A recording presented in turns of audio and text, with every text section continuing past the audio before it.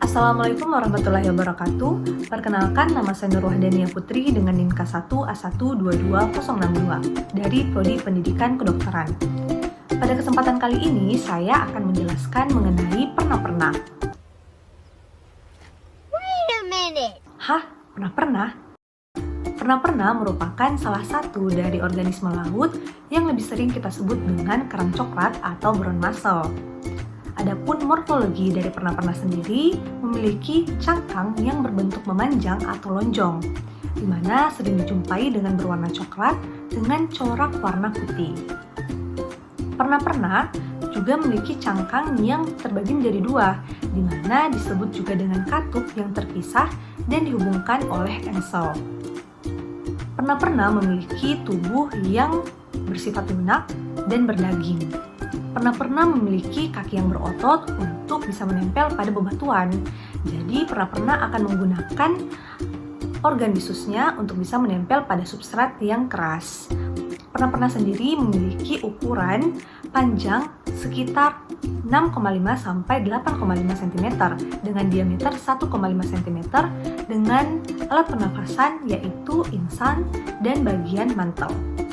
Adapun klasifikasi dari pernah-pernah yaitu berasal dari filum mollusca dan dari kelas Bivalvia dengan ordo Mytilida, kemudian famili Mytilida, genus Perna dan spesies pernah-pernah.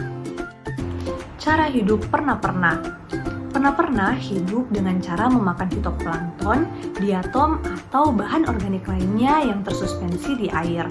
Pernah-pernah akan menyaring air tersebut kemudian memanfaatkannya.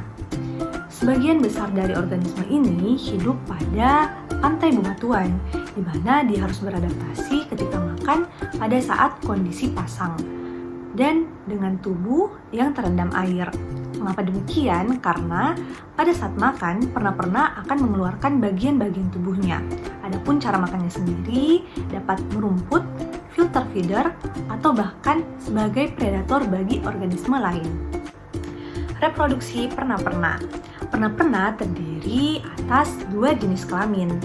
Nah, di mana bisa kita bedakan dari warna mantelnya. Pernah-pernah melakukan pembuahan secara eksterna. Dia akan melepaskan telur dan spermanya ke kolam air. Pemijahan diperkirakan karena adanya penurunan suhu 3-4 derajat Celcius yang bisa disebabkan oleh affluence pesisir pada musim-musim dingin. Penyebaran di laut. Pernah-pernah merupakan kerang intertidal yang tersebar di wilayah beriklim hangat seperti pada Samudra Atlantik, Hindia, dan Laut Mediterania. Kerang ini juga dapat tumbuh pada perairan teluk, estuaria, sekitar mangrove, dan muara dengan kondisi perairan yang memiliki substrat pasir berlumpur. Cara penangkapan atau pengambilan di alam. Penangkapan dilakukan biasanya pada pukul 9 sampai 4 sore, di mana mereka akan mengumpulkan kerang dari batuan pasang surut menggunakan peralatan besi seperti pahat dengan atau tanpa gagang kayu atau pisau pada saat air surut. Kemudian, kerang-kerang nanti akan dia kumpulkan pada tas sabut atau nilon yang sudah dia ikatkan pada pinggang mereka. Kemudian, jika pemancingan selesai, mereka akan kembali berenang ke pantai dan menjual hasil tangkapan mereka sesuai dengan ukuran kerang tersebut. Kerang secara tradisional sudah dibudidayakan. Untuk pernah-pernah sendiri ini, pemeliharaannya itu dapat dilakukan pada FRR yang diisi dengan air laut yang telah disaring sebelumnya. Nah, nanti induknya ini itu dapat diambil dari alam liar, kemudian kita lakukan perkembangbiakan, di mana ternyata hasil dari perkembangbiakannya ini dapat berhasil. Dengan kenaikan suhu 4 derajat Celcius dapat memicu pemijahan. Nah, kerang ini itu merupakan kandidat yang baik untuk dibudidayakan karena pertumbuhannya yang cukup cepat, di mana dapat mencapai nilai komersil pada 60-80 mm dalam 6-7 bulan.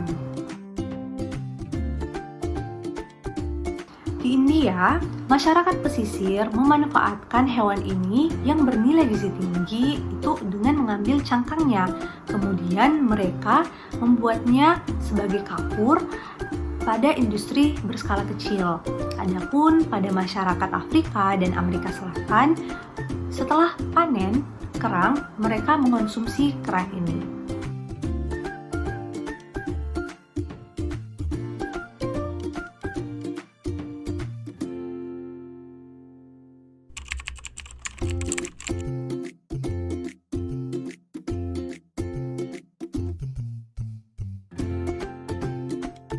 Di samping itu, daging perna-perna juga mengandung vitamin dan mineral loh.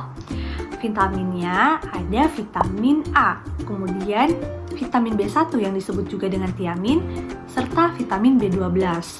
Untuk mineral sendiri, perna-perna mengandung selenium dan juga zat besi. Kandungan-kandungan tadi tentunya memiliki segudang manfaat bagi tubuh kita, seperti protein yang memiliki manfaat dalam pembentukan enzim, pembentukan hormon, perbaikan dari sel-sel yang rusak, mengatur metabolisme, dan juga dapat menjadi sumber energi.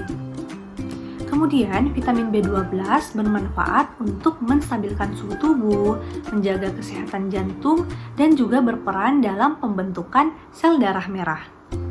Zat besi yang terkandung pada daging perna-perna juga bermanfaat yang berperan dalam proses pembentukan sel darah merah, sehingga dengan mengonsumsi daging ini dapat menurunkan risiko darah rendah dan mencegah anemia.